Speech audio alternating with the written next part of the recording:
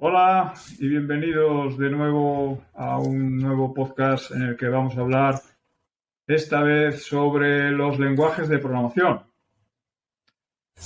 Sabemos que los lenguajes de programación son la base para comunicarnos con los ordenadores y que existen, por otro lado, existen también muchos lenguajes de programación. A lo largo de los años, desde los años, vamos a decir, desde los años 50, que empieza este mundo de la informática, pues entonces empiezan a aparecer formas de cómo interactuar con los ordenadores.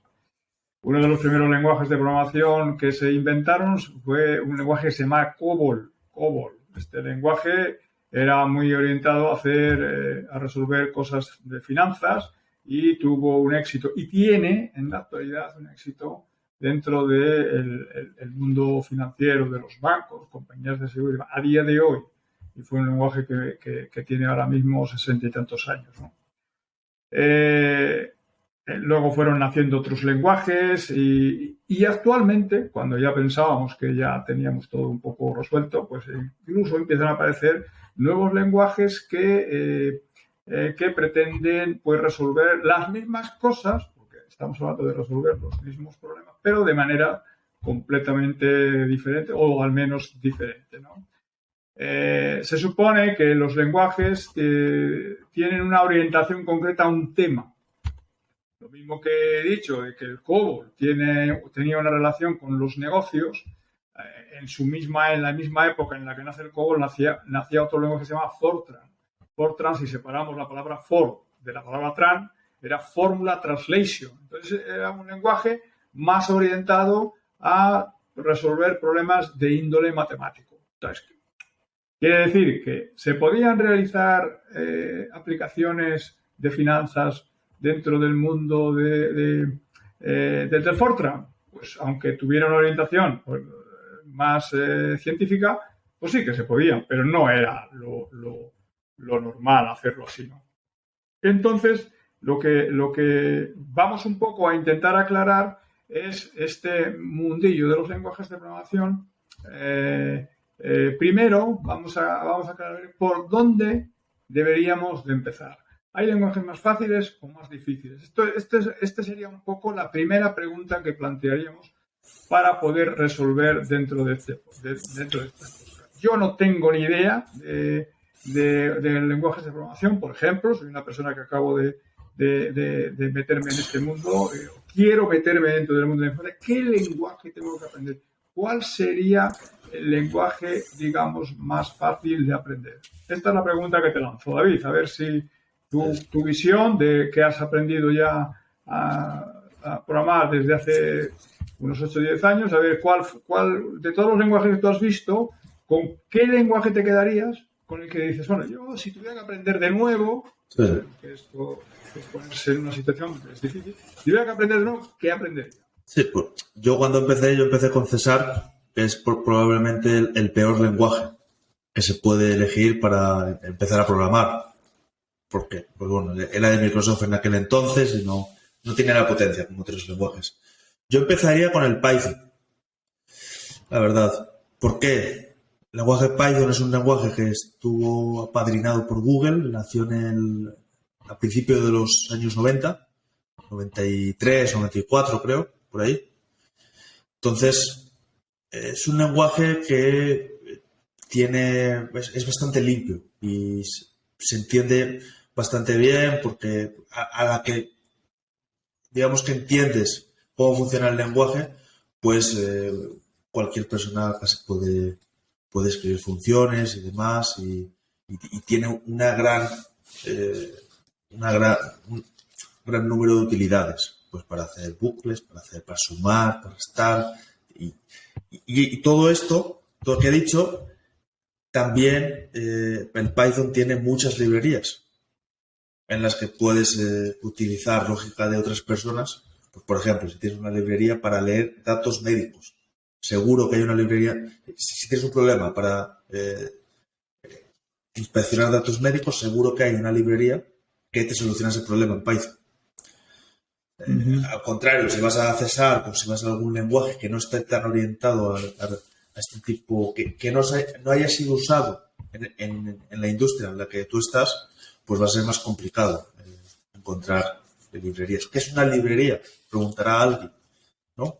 Una librería al final... Eso es lo que te iba a preguntar yo, Sí. porque has abierto un concepto que yo definiría que estamos hablando de lenguajes y luego hemos metido el concepto de librerías. Sí. ¿Esto ocurre en todos los lenguajes? Sí, de hecho el valor del lenguaje no es el lenguaje, son las librerías, en realidad. Python tiene miles de librerías relacionadas con datos médicos, con finanzas, también con pues, lectura de PDFs, escritura de PDFs, es inmenso lo que hay. A lo mejor si te metes en otro lenguaje, hay un lenguaje que se llama Go, que está muy usado para el tema de pues, infraestructura, tema de la nube y demás, para que se entienda. Entonces, en este lenguaje es muy difícil encontrar este tipo de librerías. Entonces, Python para mí es el mejor lenguaje para empezar, pues, haciendo una analogía a la música, para empezar a hacer las primeras escalas. Vale, o sea que digamos que una persona novel que no tiene ni idea y quiere entrar en este mundo, una manera que yo también estoy de acuerdo de que el Python es el lenguaje quizás más fácil, porque puedes empezar a hacer ahí herramientas incluso en la web, puedes empezar a hacer programas al minuto 2. En el minuto 2 ya tienes herramientas en la web que puedes empezar a hacer programas. De hecho, quien esté viendo este podcast, si vais a un navegador y ponéis colab.research.google.com, lo pondremos en la descripción. Si vais a esa página, en 2 minutos podéis estar ejecutando programas Python. Correcto, sí. Esa herramienta Colab, que es una herramienta de Google que te viene por el simple hecho de tener una cuenta de Gmail, ya tienes disponibilidad para poder hacerlo. Yo personalmente la uso mucho, pues me gusta. Cada vez que quiero hacer una pruebecita de algo, me voy ahí al Colab, hago un Colab. Ahí la comunidad de programadores hace mucho esto, se intercambian los Colab, es impresionante la cantidad de cosas. Y no lo ha completado David, pero yo diría que es el lenguaje de la inteligencia artificial. Cuando hablamos de la inteligencia artificial y de hacer cosas, pues el lenguaje estrella para hacer cosas de inteligencia artificial es el Python. ¿Por qué es el Python?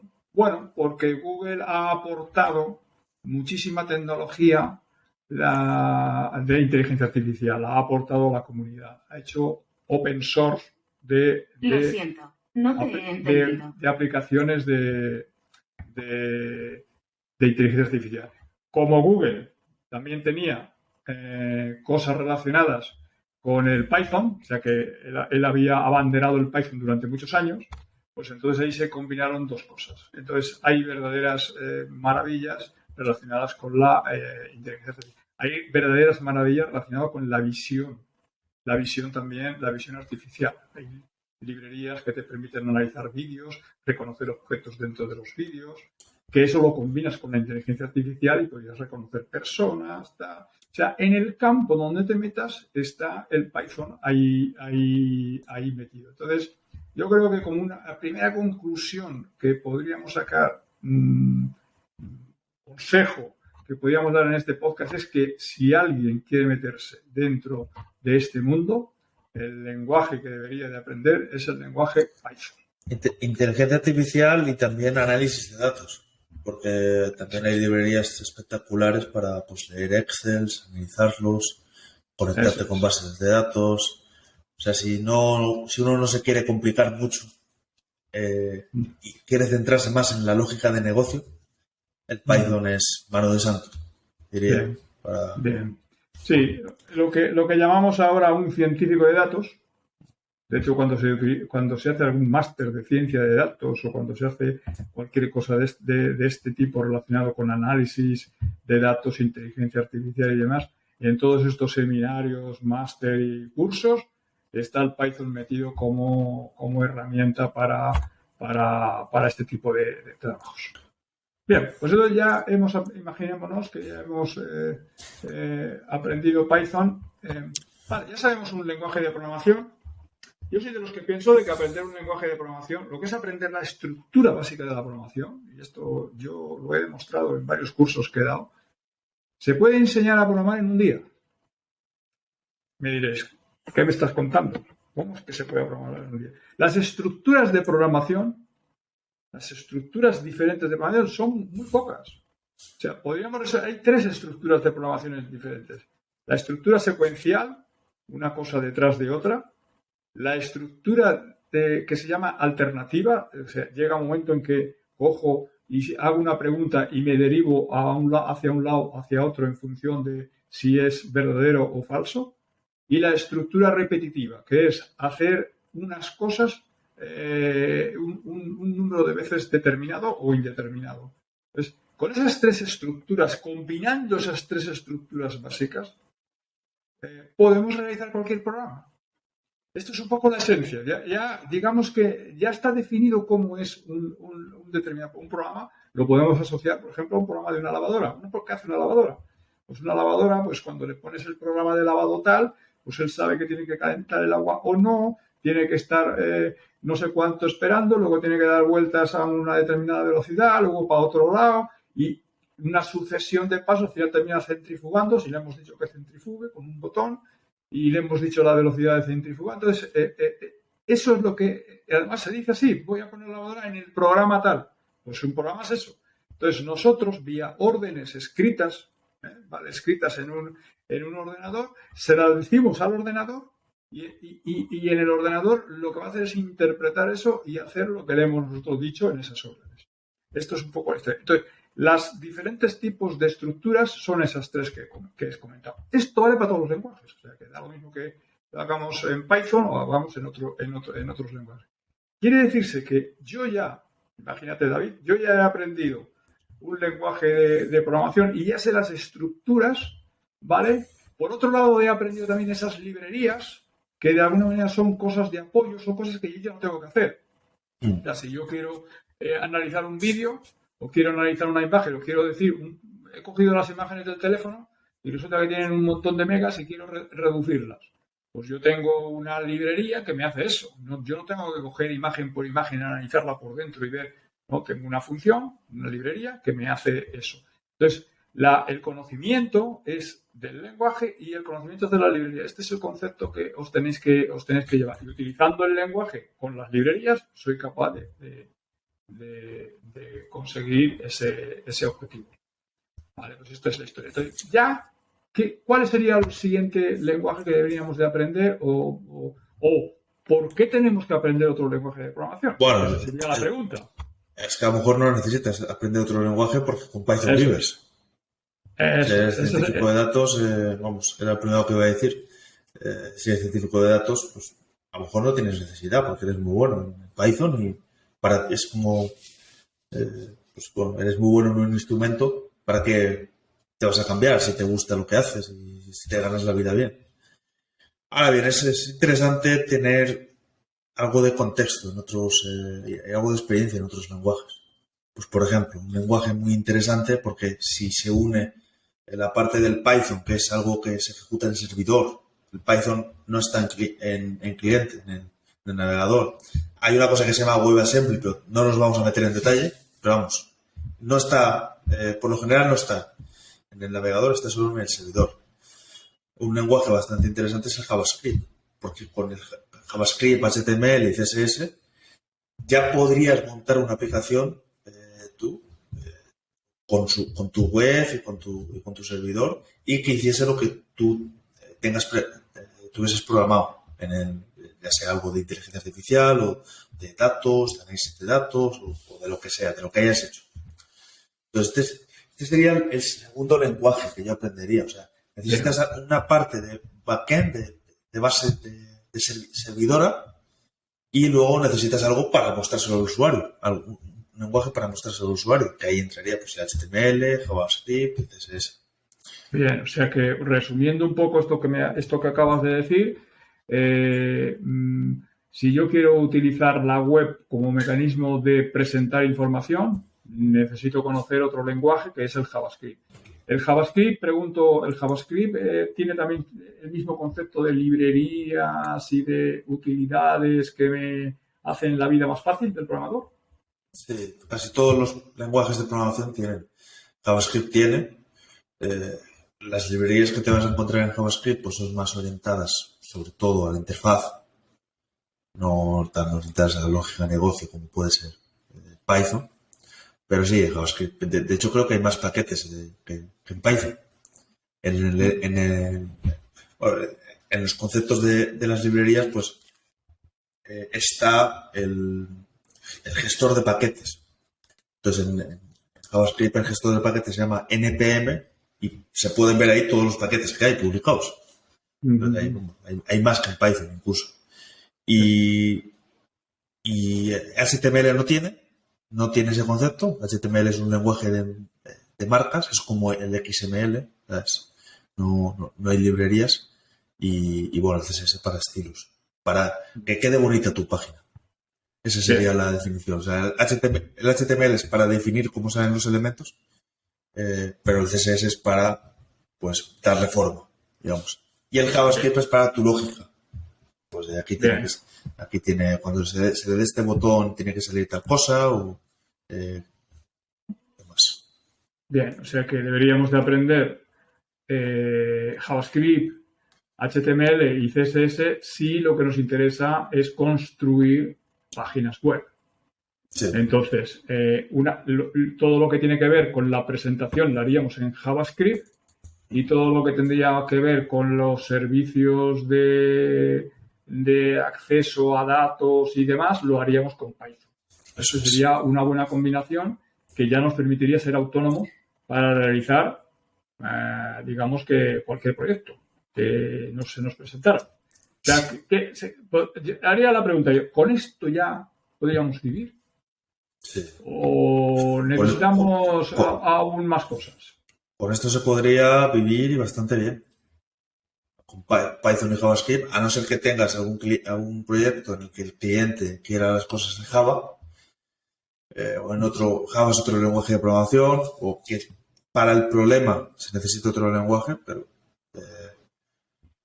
en una empresa normal que utilice Python y JavaScript se podría vivir. Si solo utilizas eso, y para hacer algún proyecto que tú tengas, pues también. Correcto. No hemos entrado en las bases de datos, que hay un lenguaje que se llama el SQL. Sí, de eso quería hablar. O sea, al final,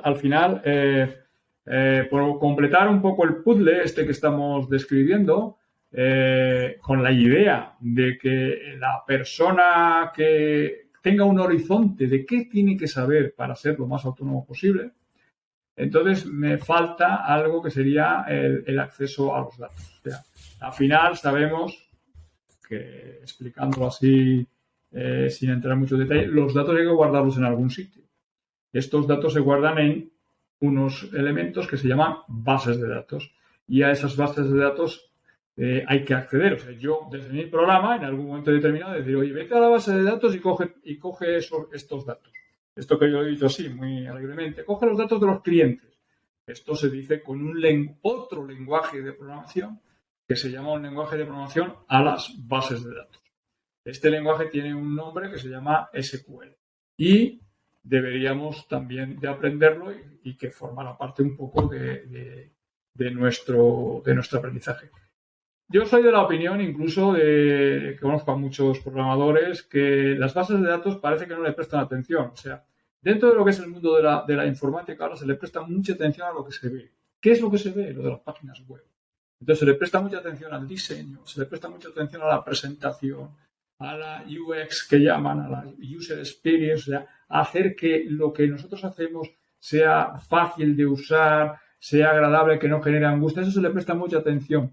Pero, ¿a dónde están almacenados los datos? ¿Cómo se accede a los datos? Digamos que a las calderas de todo esto se le presta menos atención. Entonces, hay gente que tiene deficiencias grandes, o sea, que está trabajando, pero tiene deficiencias grandes en el acceso a datos. Entonces, tu recomendación con respecto a este lenguaje, ¿qué sería, David? El SQL.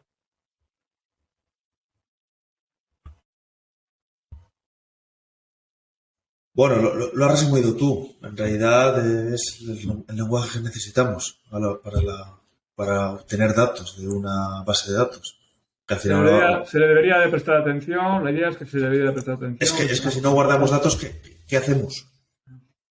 Ya. Esa es la pregunta. Porque sin datos no podemos mostrar nada en una pantalla.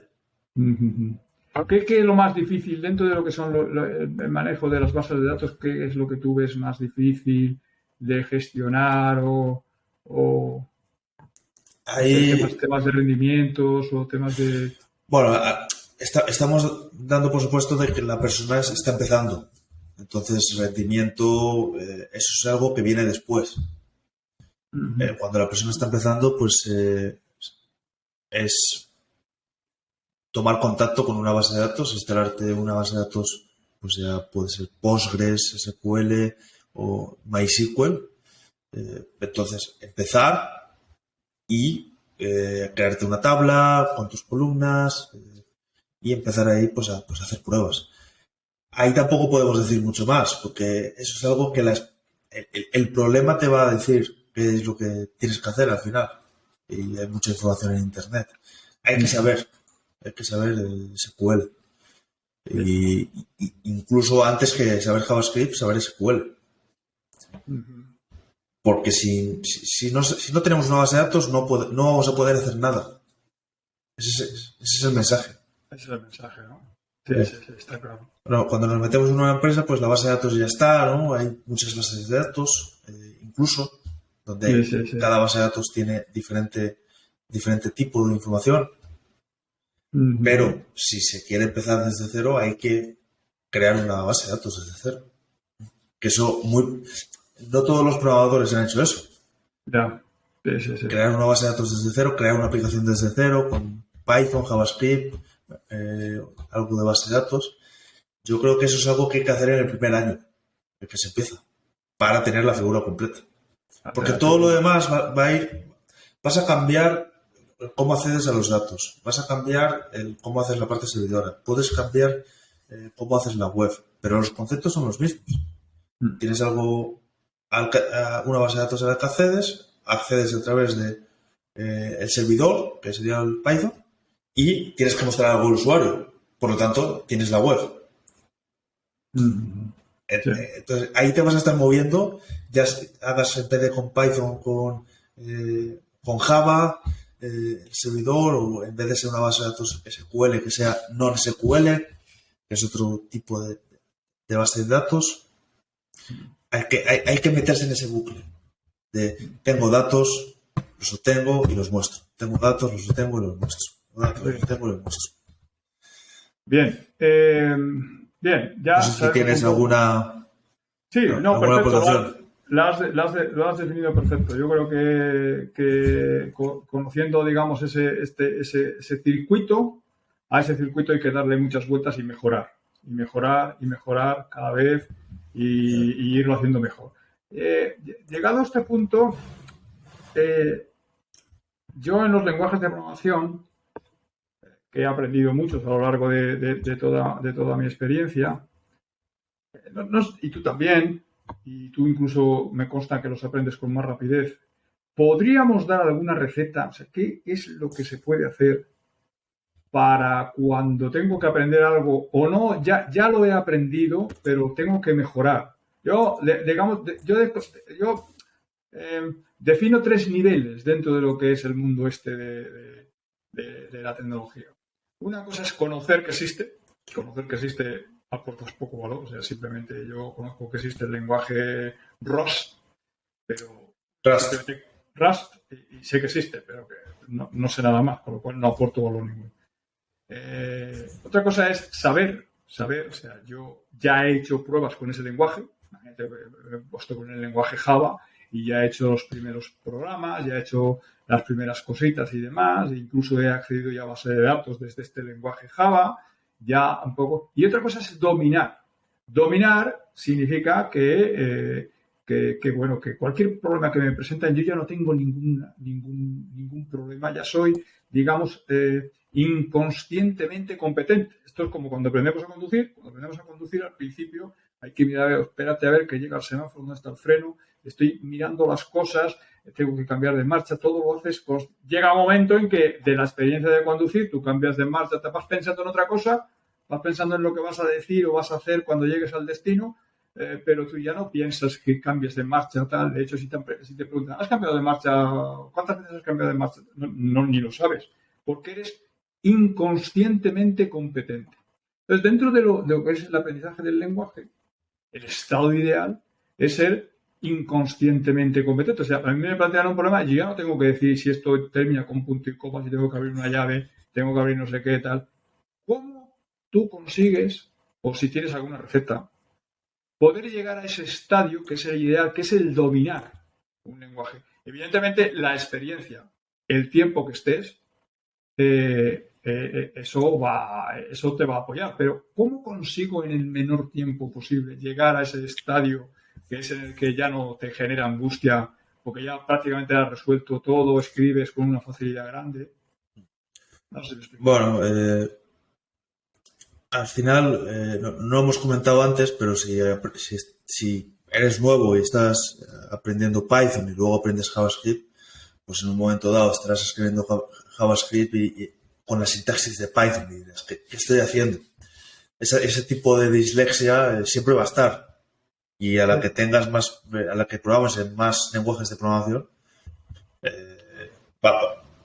yo el otro día, por ejemplo, pues en Go estaba escribiendo pues como JavaScript y viceversa. O sea que eso pasa y te va a costar acostumbrarse a la sintaxis y demás. Yo creo que para aprender un lenguaje de programación, al final lo que hace falta es entender por qué lo estás aprendiendo. Aprender un lenguaje por aprenderlo no aporta mucho valor, desde mi punto de vista. Al principio a lo mejor sí, como entrenamiento, ¿no? Voy a aprender este lenguaje, a ver si puedo, voy a hacer algo.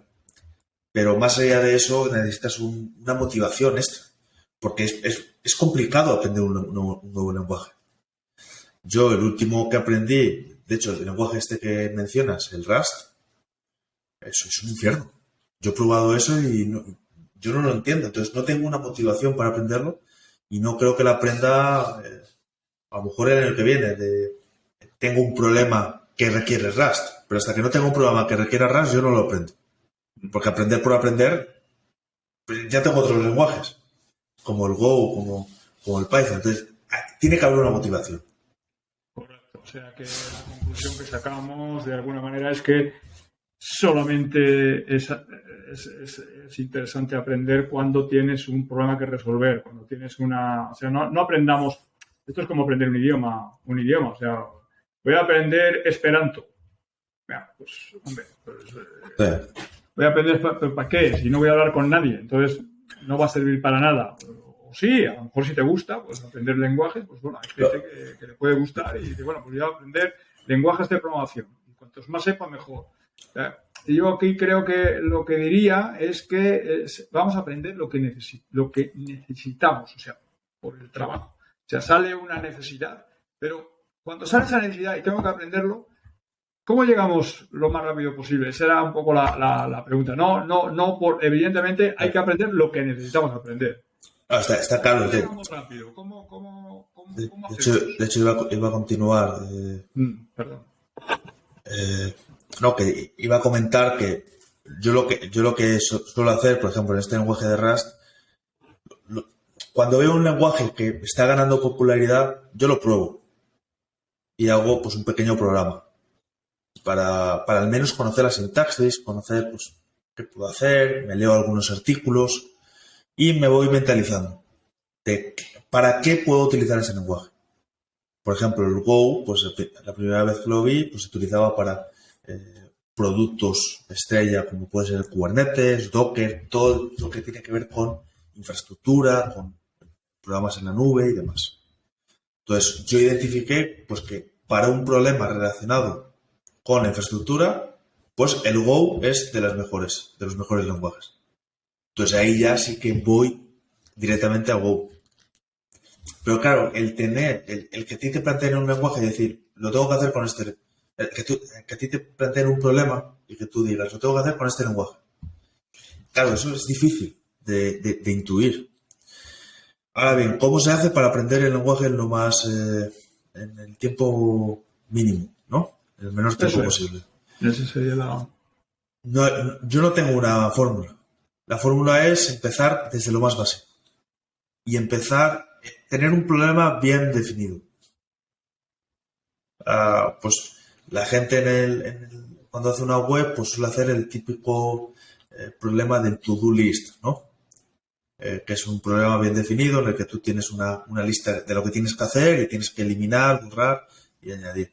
Entonces, empezar con un problema de esos para entrar en como el calentamiento puede ser un ejercicio bastante bueno, porque no te tienes que enfrentar no tienes que pensar, bueno, ¿ahora qué hago? ¿Qué se puede hacer en este lenguaje? No te inventas tú el problema, sino que copias algo, funciona, entonces cuando eso funciona, te lo estudias. Y ahí pues puedes ir haciendo pequeñas modificaciones al programa y puedes aprender. Entonces, cuando ya has hecho ese problema simple, pues pasas a un problema un poco más complicado. Puedes mirar también código en GitHub, eso ayuda mucho, ver proyectos ya hechos y ver un poco pues, las mejores prácticas, cómo han orientado el mismo problema y demás. Eso, el GitHub es uno de los sitios, el sitio en el que más puedes aprender y que más código hay. Yo pongo ahora mismo, si quiero aprender Rust, pongo Rust en GitHub y me aparecen miles de proyectos de los que puedo aprender y de los que puedo sacar ideas. Y a partir de ahí es darle. Eso son escalas de piano. Sí. Bien. Otra cosa que no hemos comentado, que creo que cada vez cobra más importancia, yo en mis inicios de programador, pues no existían herramientas de este tipo, pero ahora existe el concepto de editor de programa, que de alguna manera la habilidad que tienes con ese editor te facilita mucho las cosas de cara a la construcción de programas. Entonces, ¿qué nos puedes decir de eso, de tu experiencia con editores? Si utilizas varios, si utilizas uno, si utilizas cosas específicas para cada lenguaje. ¿Cuál es un poco tu visión de esto? Es que lo que yo utilicé, en realidad, yo llevo 8 años, entonces ahora estamos hablando de una persona que empieza desde cero.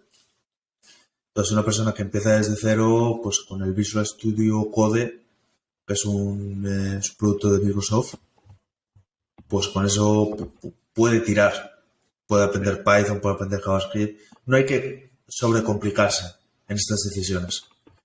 Ahora bien, pues si estás aprendiendo Go o si estás aprendiendo Rust, a lo mejor el Visual Studio Code no es el indicado cuando ya quieres por ejemplo, yo soy bastante fan de IntelliJ, que es de JetBrains.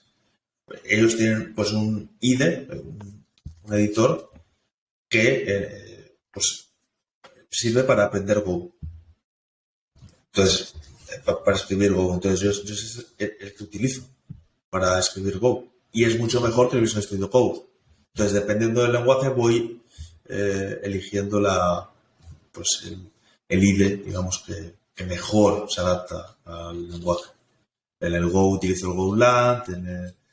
Hay un programa que también se llama DataGrip para acceder a las bases de datos.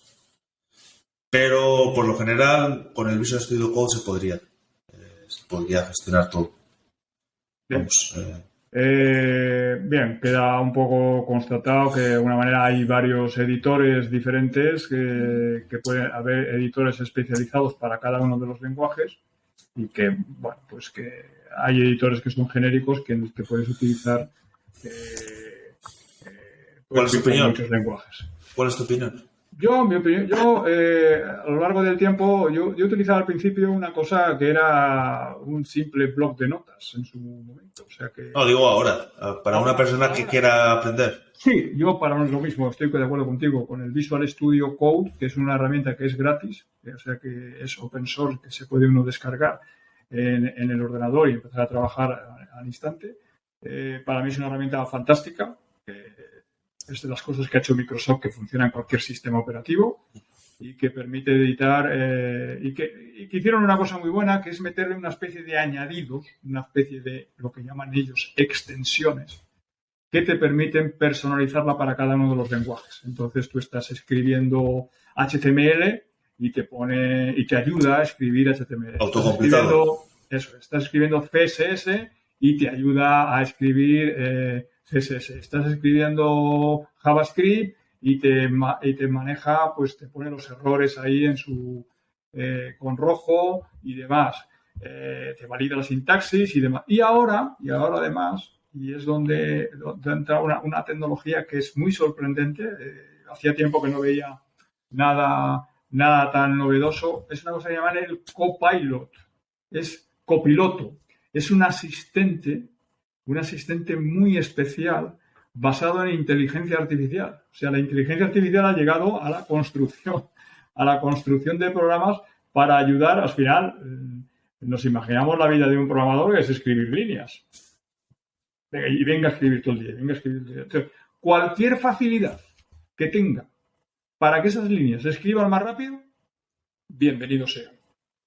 Está el copiar y pegar, está el sustituir, está un montón de cosas que ya tiene el editor. O sea, el manejo del editor hay que prestarle atención porque puede multiplicar tu productividad por 2, ¿eh? O sea, no digo una tontería. Por 2, vamos, o por más. O por más, incluso.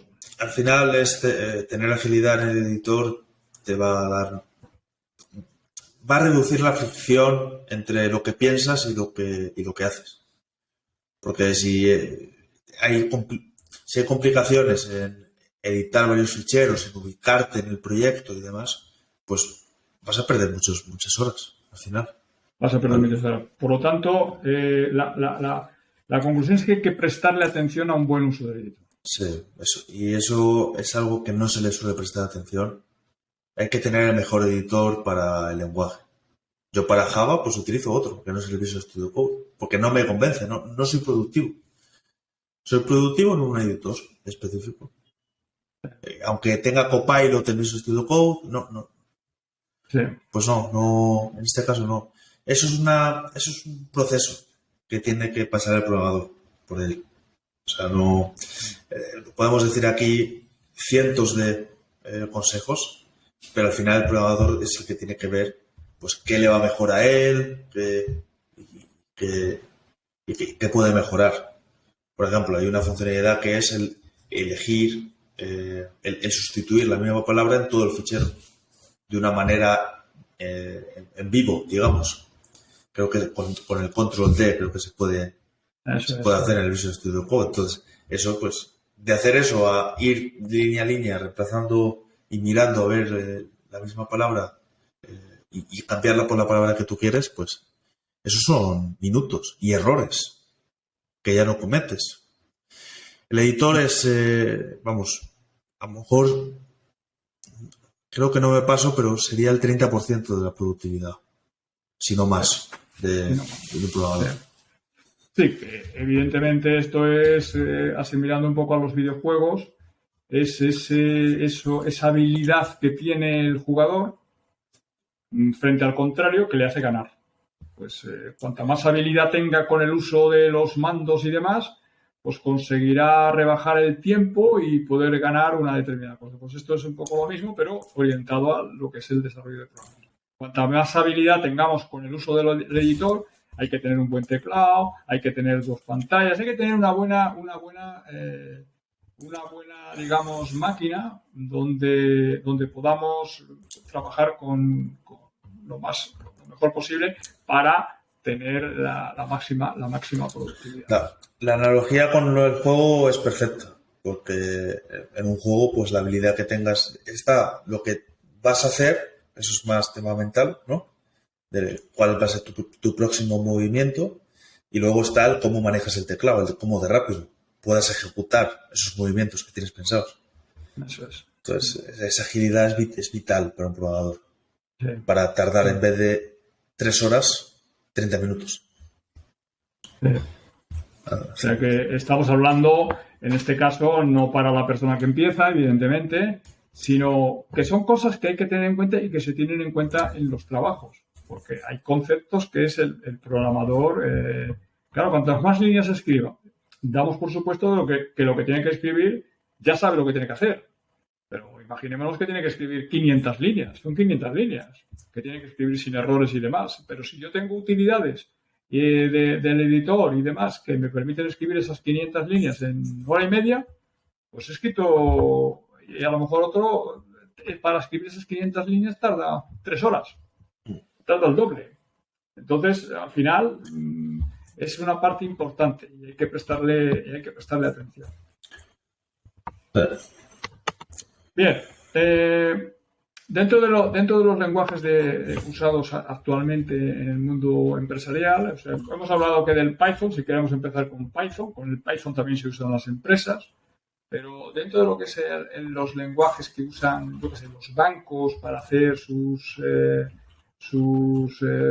servicios web y demás, ¿qué lenguajes vemos ahí? Que serían un poco los lenguajes que utilizarían las grandes consultoras. Bueno, pero ahí ya pasaríamos a lo que usan las empresas. Las empresas pues utilizan muchos lenguajes. Está el Java, que es el principal. Está luego, pues... es que el Java es el principal, realmente. El Java es el lenguaje empresarial. Java, aclaremos que Java es diferente de JavaScript. Sí, Java es diferente de JavaScript. Java es principalmente para servidor, y JavaScript se puede utilizar también, principalmente se utiliza para hacer páginas web, pero también se puede utilizar en el servidor. Entonces, al final el Java, tarde o temprano, la persona que empieza lo va a tener que aprender. Pero al final los conceptos son los mismos que hay con Python. Al final hay una base de datos, hay una lógica en el programa, cambia la sintaxis, cambia pues las librerías que tienes a tu alcance, pero lo demás se mantiene. Una vez que sabes el lenguaje y sabes cómo funcionan todas las piezas, cambiar una no es un problema. No es un problema. Habrá dolor al principio, obviamente, y pues habrá periódicamente. Claro, al principio empiezas con un lenguaje, luego aprendes otro lenguaje, pero a lo mejor a lo largo en 10 años sabes 6 o 7 lenguajes. Entonces, mantenerse actualizado de todos esos 6 o 7 lenguajes es complicado. Y va a haber que hacer actualizaciones periódicas. De hecho, normalmente lo que ocurre, según mi experiencia, es que uno en un instante trabaja con un lenguaje y se le van olvidando los que no usa. Olvidar no, porque al final la lógica está ahí. Lo que pasa es que, bueno, los lenguajes avanzan y en un momento dado te han cambiado medio lenguaje en 5 años. No, pero lenguajes, por ejemplo, que son estables con el tiempo. O sea, yo aprendí, el primer lenguaje que aprendí fue el lenguaje BASIC. Luego aprendí el COBOL. Sí, yo sé COBOL, sí, pues estuve programando en COBOL cerca de 10 años. Pero ahora mismo podría hacer un programa en COBOL. Me costaría 2 días o 3 días volver otra vez a recuperar el feeling. O sea que eso es lo que se me ocurrió. Pero luego aprendí C, C++, Java, JavaScript, yo que sé la cantidad de lenguajes. Y ahora, pues si estoy utilizando JavaScript, pues con eso, pues ese es el lenguaje en el que más domino. Si me tengo que pasar ahora al C++, me costaría un poquito pasar. Pero vamos, al final... ¿qué podríamos decir con respecto a tiempo que se podría tardar ya conocido ya un lenguaje? Ahora me aparece el lenguaje, imagínate, un lenguaje el lenguaje Solidity para realizar contratos inteligentes dentro de una red blockchain. El problema ahí no es el lenguaje Solidity. El problema es toda la teoría que hay detrás. En este caso que me has comentado. O sea, hacer algo con sentido. Hacer algo con sentido. Evidentemente, sí. A mí, yo como programador me tienen que decir que tengo que realizar eso. Yo no tengo que plantearme si eso tiene sentido o no. No, pero que tiene sentido que hay unos conceptos bastante importantes alrededor de Solidity, como puede ser la red de Ethereum, como puede ser el gas que se va a utilizar. Hay unos conceptos, seguramente sea el peor ejemplo que se pudiese poner a la hora de aprender un lenguaje. Porque aquí entra blockchain. Entonces, vamos a considerar, para mantener un poco el constante, que tenemos que aprender ahora Ruby, que es un lenguaje también usado. ¿Qué quieres hacer con Ruby? Pues lo mismo que hago con Python, pues lo quiero hacer con Ruby. Porque problema. me he ido a la empresa donde en vez de utilizar, no utilizan el Python, utilizan el Ruby. Sí. Ahí no tendría ningún problema, ¿no? ¿Qué tardaría en ponerme...? Pues que depende del problema que estés solucionando en Python, porque... Me da igual. Pues, en un día puedes hacer un Hello World perfectamente y puedes hacer un servidor. No, vamos a ver. Meterme en un equipo que está programando en Ruby para resolver problemas con ellos. O sea, yo no sé nada de Ruby y me tengo que poner... Pues yo en una semana, pero eso va a depender de cada persona. Yo en una semana me podría ser productivo, podría tocar alguna línea con sentido. En una semana, por dar un orden de magnitud, evidentemente, unos tardarían una semana y otros tardarían un mes, pero claro que va a depende de las horas que le eches, siempre va a depender de las horas. Esto siempre va a depender de las horas que le eches. Correcto, eso es. Dar un orden de magnitud y decir, bueno, pues es que saber un lenguaje, pues cambiar de lenguaje, ¿sabes? Sí. Pues vamos a tardar tanto tiempo, ¿sabes? El primer lenguaje a lo mejor te cuesta un mes, porque también está luego, es que al meterte en una empresa luego está el entender realmente lo que hace el código. Que eso es donde puede también estar la mayor parte del tiempo. No en la sintaxis, sino en qué hace esto. Imagínate, te dan el proyecto GitLab, que es todo Ruby. Pues tienes que aprender pues lo que hace detrás, pues las integraciones, cómo funciona y demás. No es tanto ahí el problema del Ruby, sino es saber qué hace el proyecto y entender el proyecto. Vale.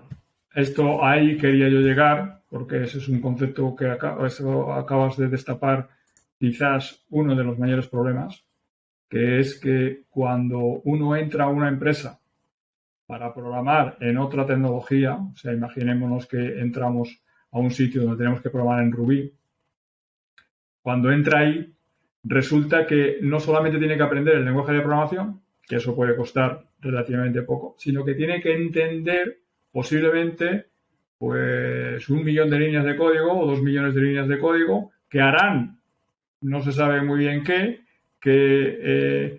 posiblemente donde te pongan a ti a resolver, se lo preguntes a alguien de tal que a lo mejor no lo tiene claro y están ya las respuestas de este tipo. No, pregúntaselo a fulano de tal, que ni siquiera lo conoces porque acabas de entrar hace 2 días.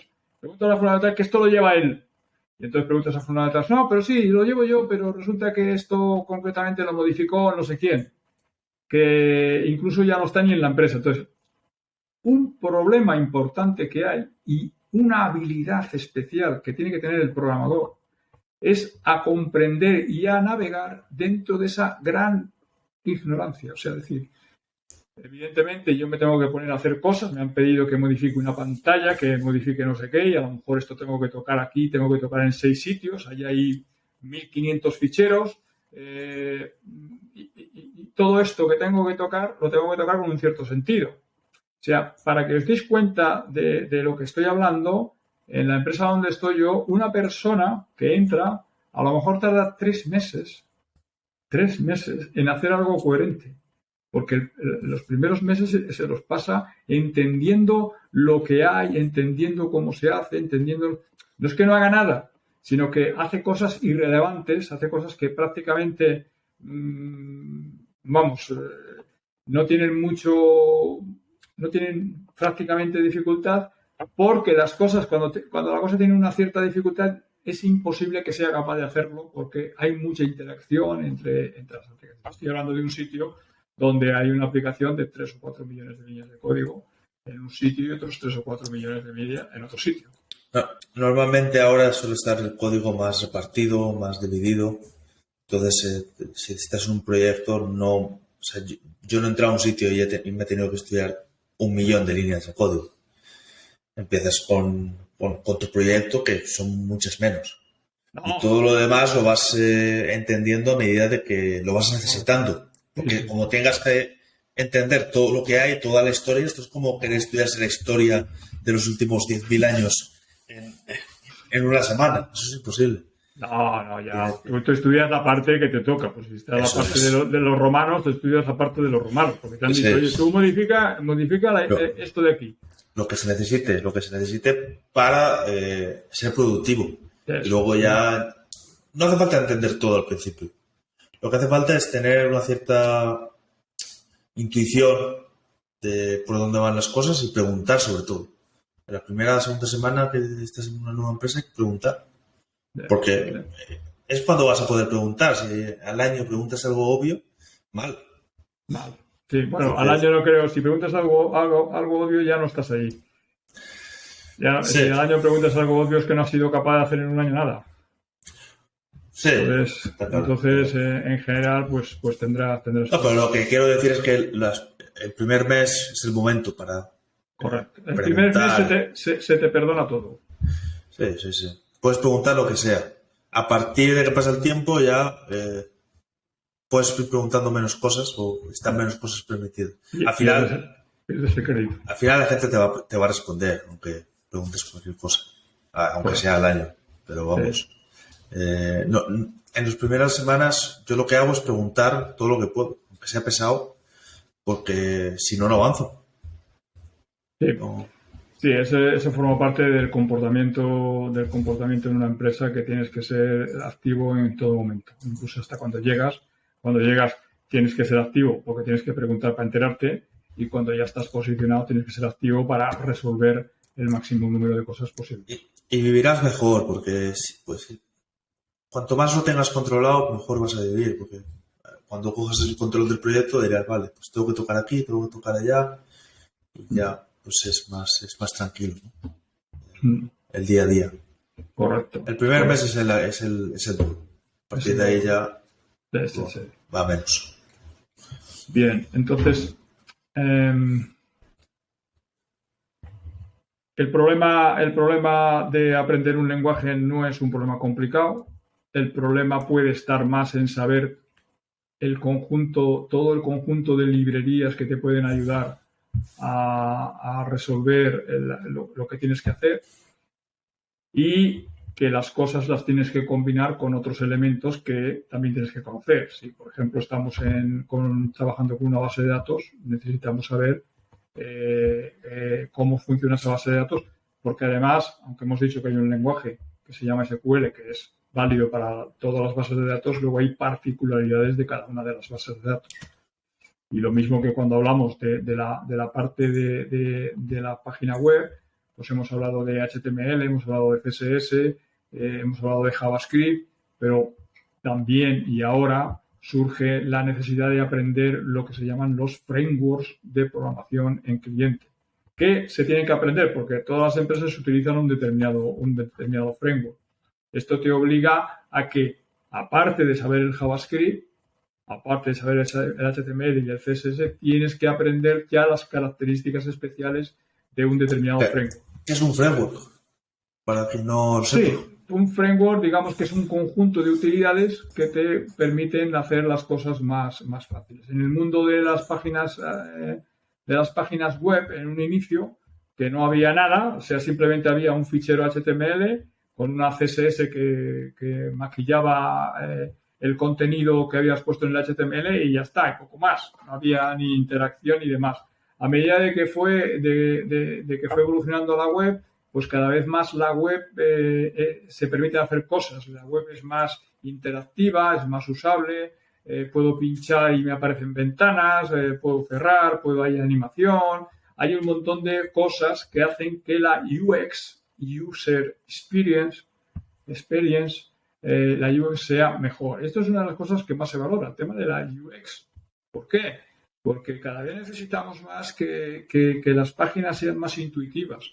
La gente no está para pensar cómo está hecha la página. Entonces, todo eso hace que la dificultad de construir páginas web haya aumentado un montón. Para resolver esa dificultad y para normalizar esa dificultad se hacen frameworks. dentro de los frameworks más conocidos que hay dentro de actualmente, porque también lo de los frameworks va cambiando y va por modas, pues tenemos un framework que se llama Angular, otro framework que se llama Vue y otro, bueno, no se puede decir que es un framework, pero lo consideramos en este contexto framework, que se llama React. Cada uno está apadrinado por unas empresas, ¿no? Por ejemplo, Angular está apadrinado por Google. Todos estos grandes proyectos están apadrinados por Google, Facebook y estas empresas grandes, ¿no? React está apadrinado por Facebook y Vue está apadrinado, no sé si por Alibaba o un chino creo que lo creó. Lo creó un chino y luego no sé si tendrá alguna empresa detrás. Bueno, pero en general eso sería un poco el conocimiento que hay que tener adicional para poder construir la página web, ¿no? Sí.